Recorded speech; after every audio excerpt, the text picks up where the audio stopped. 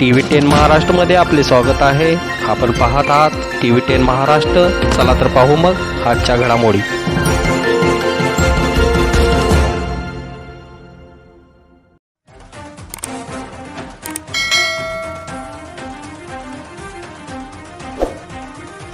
धनगर आरक्षणाचा समाजाच्या आरक्षणाचा विषय प्रलंबित आहे.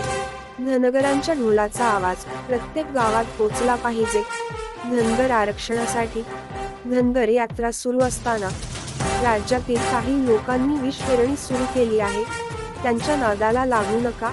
आरक्षण मिळाल्याशिवाय धनगर समाज आता मागे हटणार नाही, असा इशारा आमदार गोपीचंद पडळकर यांनी दिला. त्यांनी आरेवाडी येथे दसरा मेळाव्यात यावेळी पडळकर बोलत होते. प्रारंभी राजमाता अहिल्यादेवी होळकर यांच्या प्रतिमेला पूजन व आरती एक मेंढपाळ बांधव व गोपीचंद पडळकर यांच्या हस्ते करण्यात आले. प्रतिनिधी TV10 महाराष्ट्र सम्राट. आरेवाडी दसरा मेळाव्यात आमदार गोपीचंद पडळकर बोलत होते. येळकोट येळकोट येळकोट येळकोट बिरोबाच्या नावानं मापूबाईच्या नावानं बाळूमामाच्या नावानं डॉक्टर बाबासाहेब आंबेडकरांचा छत्रपती शिवाजी महाराज की पुण्यश्लोक अहिल्यादेवी होळकरांचा. मित्रांनो, आज आपल्या बिरोबाच्या पवित्र वनामध्ये आपला दसरा मेळावा पार पडतोय. या दसरा मेळाव्यासाठी महाराष्ट्राच्या कानाकोपऱ्यातून आलेल्या सर्व बांधवांचं मी मनापासून हार्दिक हार्दिक हार्दिक स्वागत करतो.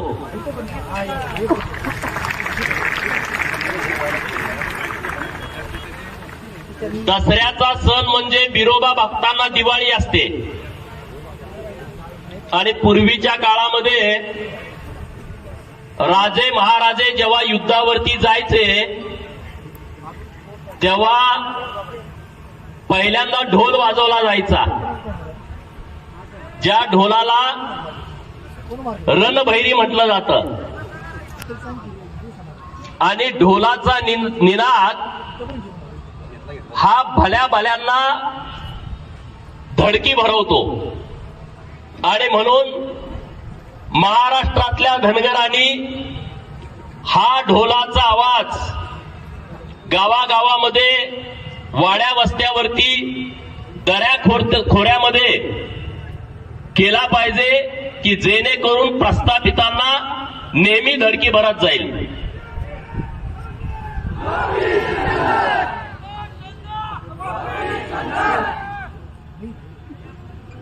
आज आपल्या सगळ्यांच्या भावना, आपल्या सर्वांची इच्छा मनामध्ये उरामध्ये बाळगून तुम्ही आरेवाडीच्या बिरोबाच्या मनामध्ये आलाय. अनेक प्रश्न मनामध्ये आहेत, अनेक विचार मनामध्ये आहेत. आणि त्या सगळ्या प्रश्नांची सोडवणूक करण्याची प्रामाणिक भावना आपल्या सर्वांची आहे. आणि म्हणून गेले अनेक वर्ष आपण या सगळ्या प्रश्नावरती उत्तर मिळण्यासाठी झगडतोय, मेहनत करतोय. गेल्या 15 दिवसापूर्वी मी महाराष्ट्रामध्ये धनगरांची जागर यात्रा घोषित केली. आणि तेव्हा लबाड लांडग्यांच्या पिलावळीनी विष पेरायला सुरुवात केली. लबाड लांडगा कोण आहे तुम्हाला माहित आहे? माहिती की नाही? कुणाला माहित आहे? हात वर करा.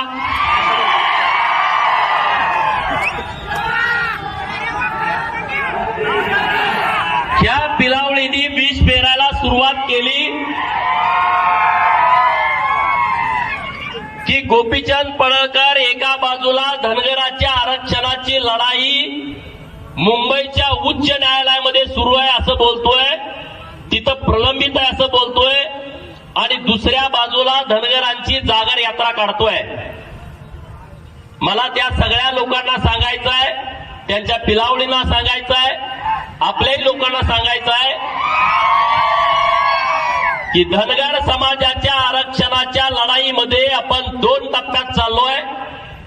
प्लान ए, महाराष्ट्रातल्या धनगरांची आरक्षणाची लढाई आपण न्यायालयामध्ये लढतोय आणि न्यायालयानं 8 डिसेंबर, 11 डिसेंबर आणि 15 डिसेंबर या 3 तारखा धनगर समाजाच्या आरक्षणाच्या अंतिम सुनावणीसाठी दिलेल्या आहेत. म्हणजे मी तुमच्या समोर बोलतोय 22 ऑक्टोबरला. आता किती दिवस राहिले तुम्ही मोजा की एवढ्या दिवसामध्ये आपल्या आरक्षणाची अंतिम सुनावणी होतीये. आणि उच्च न्यायालयाने हेही सांगितलं की नाताळाची सुट्टी झाल्यानंतर धनगर आरक्षणाच्या केसचा निकाल आम्ही देणार आहे.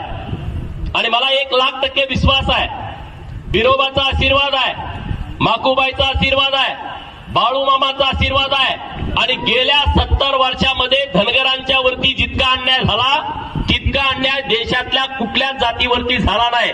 आणि त्यामुळं उच्च न्यायालयामध्ये जवळपास माननीय मधु शिंदे यांच्या नेतृत्वाखाली महाराणी अहिल्यादेवी प्रबोधिनी विचार मंचनं किमान 170 पुरावे धनगरांच्या बाजूने सादर केलेले आहेत.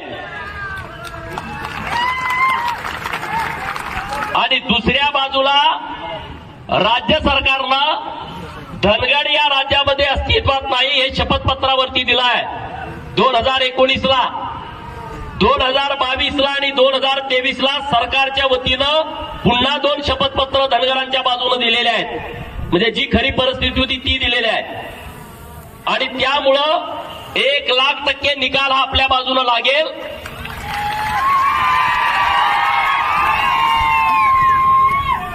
पण तरी सुद्धा मी म्हटलं की आपण एकाच विषयावरती अवलंबून राहायचं नाही.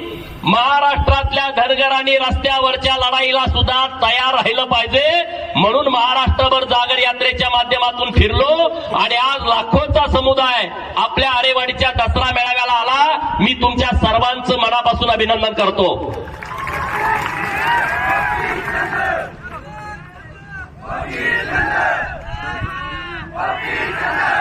कारण आपल्यामध्ये फूट पडावी असा अनेक प्रयत्न केला जातोय. अनेक ठिकाणी, वेगवेगळ्या ठिकाणी तुम्ही कसं विभागला जाल अशा पद्धतीचं षडयंत्र महाराष्ट्रामधून राबवलं जात आहे. बहुजनांचा बुरखा पांघरलेला लांडगा हा बहुजनांच्या विरोधी किती आहे हे आपल्या सगळ्यांना माहित आहे. कारण पहिल्यांदा या महाराष्ट्रामध्ये गरीब मराठा समाजाला आरक्षण मिळालं पाहिजे अशी भूमिका शालिनीताई पाटील यांनी तत्कालीन त्या काळामध्ये आमदार असताना घेतली. तेव्हा त्यांना पक्षातून बाहेर काढलं गेलं. मराठा समाजाला पहिल्यांदा विरोध केला हा लबाड लांडग्यानं पहिल्यांदा विरोध केला. मित्रांनो, आता तुम्ही बघितलं मागच्या 2-3 महिन्यापूर्वी त्यांचा पुतण्या पार्टीतनं फुटला की नाही. आता त्याचा पुतण्या पार्टीतनं फुटला, यामध्ये दुसऱ्याचा काय दोष आहे हे सगळेजण छगन भुजबळांच्या विरोधामध्ये शिव्याशाप द्यायला लागलेत. बघितलं तुम्ही मीडियामध्ये. फुटला याचा पुतण्या आणि लागले कुणाच्या मागं? छगन भुजबळांच्या. का? हा माळी समाजाचा माणूस आहे, गरीब समाजातला माणूस आहे, तर ह्यांच्या पाठीमागं लागायचं. पहिल्यांदा समता परिषदेमध्ये त्यांनी जे मोठं महाराष्ट्रामध्ये चळवळ उभा केली होती बहुजनांना एक करण्याची, आणि या लांडग्याला माहित आहे बहुजन जर एक झाले तर महाराष्ट्रामध्ये काय होऊ शकतं, म्हणून समता परिषदेला दाबायचा प्रयत्न झाला. डॉक्टर बाबासाहेब आंबेडकरांनी स्थापन केलेला रिपब्लिकन पार्टी ऑफ इंडियाचे तुकडे तुकडे तुकडे केले. त्याच्यानंतर संघर्ष होता. माननीय गोपीनाथरावजी मुंडे साहेब या महाराष्ट्राच्या मुख्यमंत्री पदावरती विराजमान झाले असते, परंतु काही आमदारांना फूस लावली आणि माननीय गोपीनाथरावजी मुंडे साहेबांना मुख्यमंत्री पदापासून वंचित ठेवला. बंधारी समाजाचा पहिल्यांदा मुख्यमंत्री महाराष्ट्रामध्ये झाला असता. म्हणजे हे सगळं जे षडयंत्र सुरू आहे, या षडयंत्राकडे आपण नीटपणे बघितलं पाहिजे. या महाराष्ट्रातल्या धनगरांची चळवळ पहिल्यांदा स्वर्गीय बी.के. कुकरेंनी 80 आणि 90च्या दशकामध्ये उभा केली.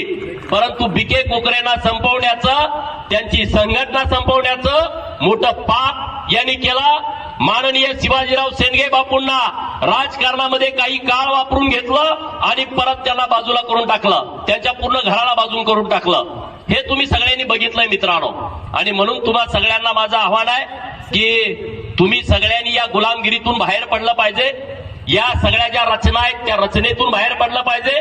मी गेल्या महाविकास आघाडी काळातली एक गोष्ट तुम्हाला सांगतो. माननीय मधू शिंदे साहेब न्यायालयाची लढाई आपली लढतायत आणि 2.5 वर्ष महाविकास आघाडीचं सरकार होतं आणि सरकारची मदत ही धनगर आरक्षणाच्या केसमध्ये अपेक्षित होती.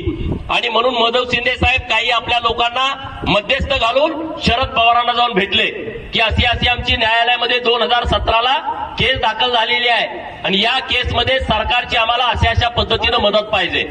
आणि पवारांनी नीटपणे ऐकून घेतलं, केस कशी चालली आहे, काय चाललंय, सगळं त्यांनी व्यवस्थितपणे सांगितलं. आणि परत ते म्हणले हळूच धनगड आणि धनगराच्या बाबतीमध्ये नेमकं काय आहे. तर मधू शिंदे साहेबांनी सगळी परिस्थिती सांगितली की राज्यातल्या सगळ्या आम्ही तहसीलदारांच्याकडून लिहून घेतलंय, सगळं झालं. अहो नाही, मला 1981ला एक धनगड गडचिरोलीमध्ये भेटला होता. हे पिल्लू असं बोलतोय.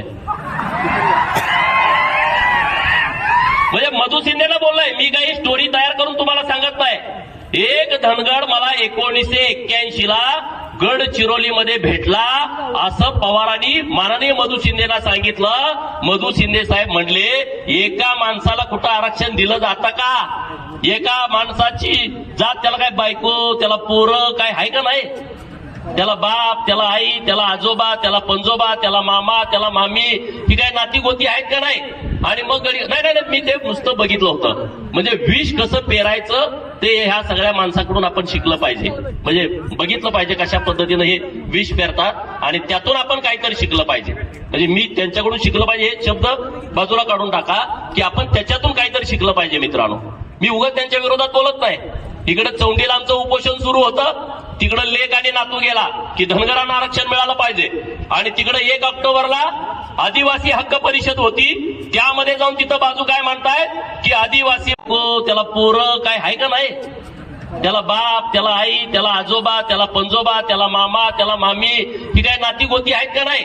आणि मग नाही, मी ते नुसतं बघितलं होतं. म्हणजे विष कसं पेरायचं ते ह्या सगळ्या माणसाकडून आपण शिकलं पाहिजे. म्हणजे बघितलं पाहिजे कशा पद्धतीनं हे विष पेरतात आणि त्यातून आपण काहीतरी शिकलं पाहिजे. म्हणजे मी त्यांच्याकडून शिकलं पाहिजे हे शब्द बाजूला काढून टाका की आपण त्याच्यातून काहीतरी शिकलं पाहिजे. मित्रांनो, मी उगाच त्यांच्या विरोधात बोलत नाही.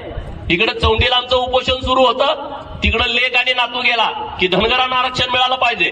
आणि तिकडे 1 ऑक्टोबरला आदिवासी हक्क परिषद होती, त्यामध्ये जाऊन तिथं बाजू काय म्हणतायत की आदिवासीमध्ये आम्ही कुणालाही येऊ देणार नाही. माननीय शरद पवार, 1 ऑक्टोबरला तुम्ही बघितलं का? अरे काय धनगर आता एवढा येडा राहिलाय का? राहिलाय का? स्वतःची काही बुद्धी आहे का नाही आपल्याला? आहे की नाही? अरे मोठ्या आवाज येऊ द्या. अरे आता परिस्थिती पूर्णपणे बदलली आहे. लोक सगळी जागृत झाली आहेत. लोकांच्याकडे सोशल मीडिया आला, लोकांच्याकडे व्हॉट्सअप, फेसबुक, ट्विटर आलं. मेंढका सुद्धा ट्विटरवरती कमेंट करायला लागला, मेंढका ट्विटरवरती बोलायला लागला. आता अशी परिस्थिती झालेली आहे. आता लोकांना लबाड बोलून चालणार नाही, लोकांना फसवून चालणार नाही. आणि म्हणून तुम्हा सगळ्यांना माझं आव्हान आहे की आपल्याला संघटित यावं लागल, आपल्याला एकत्रित यावं लागल. धनगर आणि धनगरांचा विषय आहे. 1990ला जर धनगर आणि धनगरांचा विषय मुख्यमंत्री शरद पवार असताना जर मिटवला असता तर आज आपल्याला महाराष्ट्रामध्ये संघर्ष करावा लागला नसता. तो 2019ला देवेंद्र फडणवीसांनी मिटवला की धनगर राज्यामध्ये अस्तित्वात नाही, आहे तो धनगर आहे हे शपथपत्रावरती लिहून दिलं. मित्रांनो, हे 90ला व्हायला पाहिजे होतं. 90ला जर एनटीच्या ऐवजी एसटी नोटिफाय आपण झालो असतो तर 95, 99, 2004, 2009, 2014 आणि 2019 किती निवडणुका झाल्या बघा. एवढ्या निवडणुकामध्ये किमान तुमचे प्रत्येक निवडणुकीमध्ये 35 आमदार गेले असते. जर 90-91ला जर धनगर हा एसटीची अंमलबजावणी झाली असती, किती आमदारापासून तुम्ही मुकला बघा. आज तुमचे आमदार किती आहेत महाराष्ट्रामध्ये बघा. जिसकी जितनी संख्या भारी उसकी उतनी भागीदारी या तत्वावरती तुम्हाला का न्याय मिळत नाही याचा तुम्ही सगळ्यांनी विचार करा.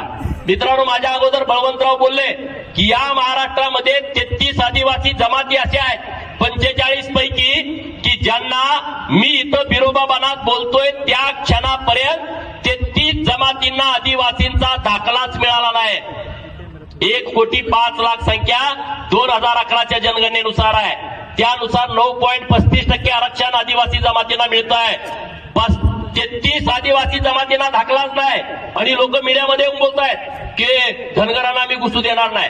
धनगर जर आरक्षण एसटी मध्ये आले तर आम्ही याव करेन, आम्ही त्याव करेन. अरे डॉक्टर बाबासाहेब आंबेडकर साहेबांनी संविधानामध्ये आम्हाला अधिकार दिलेले आहेत, आम्हाला हक्क दिलेले आहेत. तुम्ही काय संविधानापेक्षा मोठे झाला का? कुणी मंत्री, कुणी आमदार, कुणी खासदार, कुणी मोठा नेता असेल, तुम्ही संविधान मानत नाही का? अरे आम्ही संविधानाच्या हक्कानं अधिकारानं महाराष्ट्रातल्या धनगराच्या आरक्षणाची अंमलबजावणी मागतोय आणि त्याच्या विरोधामध्ये कोणी जरी आला तर त्याला तुडवून जाण्याची आमची सगळ्यांची भूमिका आहे. महाराष्ट्रातल्या गरीब मराठा समाजाला आरक्षण मिळालं पाहिजे याबद्दल कुणाचंच दुमत नाही, आमचा सपोर्ट आहे. अरे तुम्ही मागच्या 2.5 वर्षामध्ये महाराष्ट्रातल्या गरीब मराठा समाजाला दिलेल्या योजना तुम्ही बंद केल्या.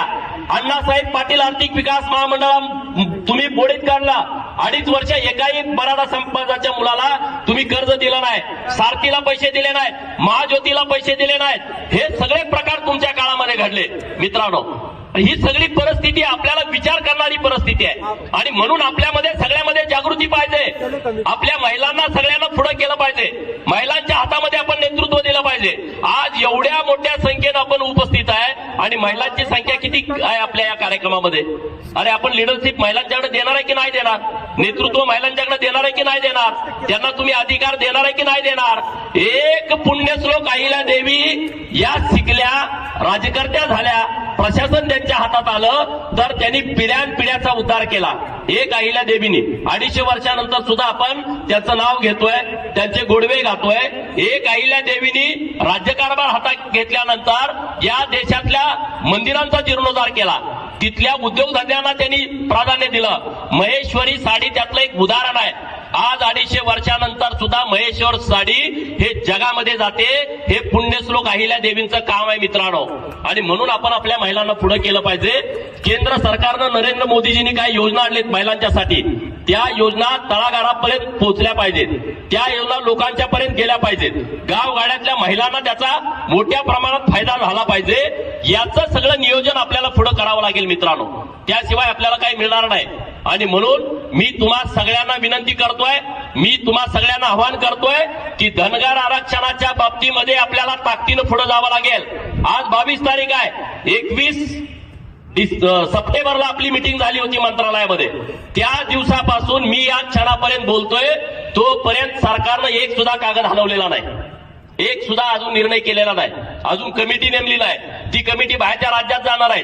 मी काय त्यांना GR दिलेत. परवा माननीय मुख्यमंत्री उपमुख्यमंत्री महोदयांना भेटून छत्तीसगडचा GR दिलाय की हा GR बघितल्यानंतर महाराष्ट्रातल्या धनगरांना राज्य सरकारच अंमलबजावणी करू शकतं. हे इतके सगळे GR दिलेले आहेत, परंतु अजून काही हालचाल नाही. मी आपल्या माध्यमातून सरकारला सांगतो की ताबडतोब तुम्ही कमिटी जाहीर करा आणि ती कमिटी छत्तीसगड, बिहार, मध्य प्रदेश आणि तेलंगणा सरकारकडे ही माहिती घेण्यासाठी पाठवा, ताबडतोब पाठवा. कारण तुम्ही आता वेळ दिली 60 दिवसाची आणि आज 31 दिवस झाले. 29 दिवस सरकारच्या हातामध्ये आहे. 29 दिवसानंतर महाराष्ट्रातला धनगर समाज परत रस्त्यावरती उतरला तर त्याला जबाबदार सरकार असेल, त्याला जबाबदार धनगर समाजातलं कोणी असणार नाही. बरोबर का चुकीचं आहे? बरोबर आहे का चुकीचं आहे? आणि म्हणून सरकारनं जे काय आम्हाला दिलं ते आम्ही मान्य केलं की धनगरांचा तुम्ही सर्टिफिकेट दिला, धनगर समाजाच्या बाबतीमध्ये 2 ऍफिडेव्हिट दिली.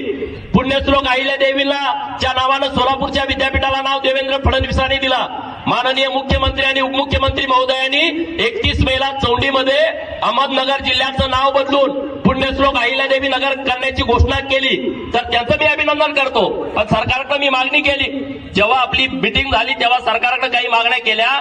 त्यामध्ये आपली जी केस चालू आहे त्यामध्ये कुंभकोणी साहेबांची कायम नियुक्ती करावी अशी आपल्या सगळ्यांची मागणी होती. ती सरकारनं मान्य केली. दुसरी आपण मागणी केली की या राज्यामध्ये 10,000 कोटींची तुम्ही घोषणा केली मेंढपाळांच्यासाठी. तर त्याच्याबद्दल जिल्ह्याच्या सगळ्या संस्था स्थापन झाल्या.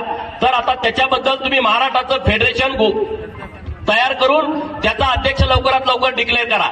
म्हणजे धनगर समाजाची ती योजना तळागाळापर्यंत जाईल. तिसरी मागणी आपण मेंढपाळांच्या बाबतीमध्ये, अरे मेंढपाळांना कुणी मारतं, कुणी मारझोड करतं, मेंढपाळाला इकडे येऊ नका तिकडे येऊ नका, मोठा अन्याय अत्याचार करतं. तर त्याच्यासाठी स्वतंत्र कायदा तयार करावा.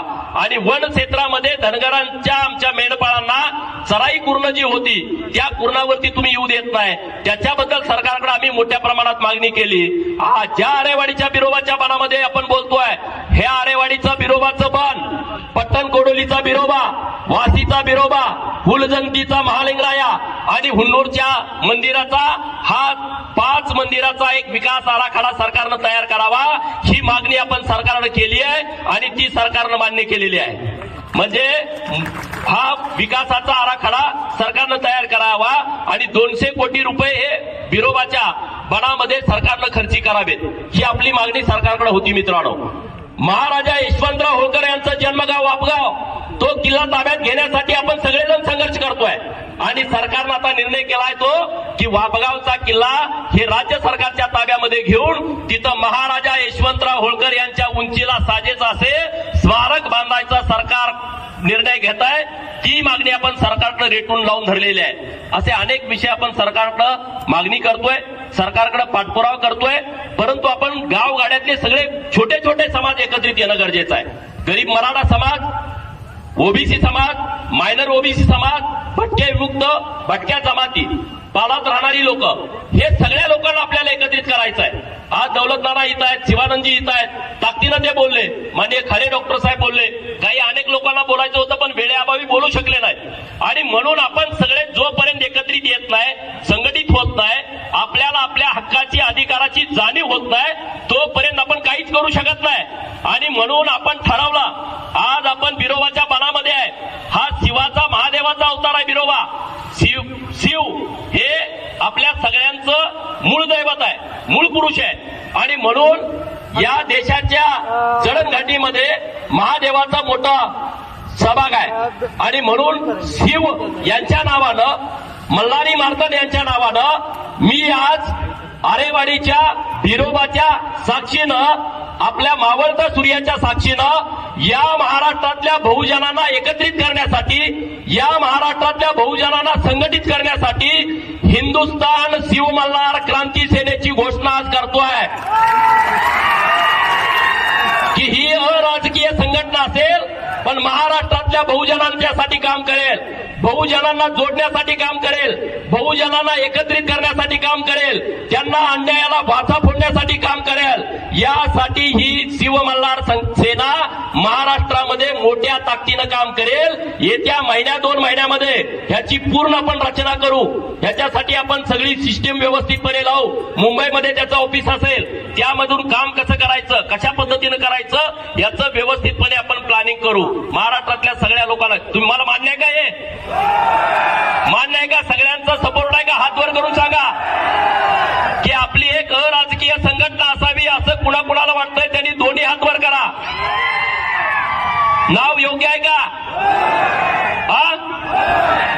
आणि त्यामुळं ही संघटना मोठ्या प्रमाणात काम करेल. मेंढपाळांच्यासाठी संत बाळूमामा मेंढपाळ संघटना ही मी आज घोषित करतोय.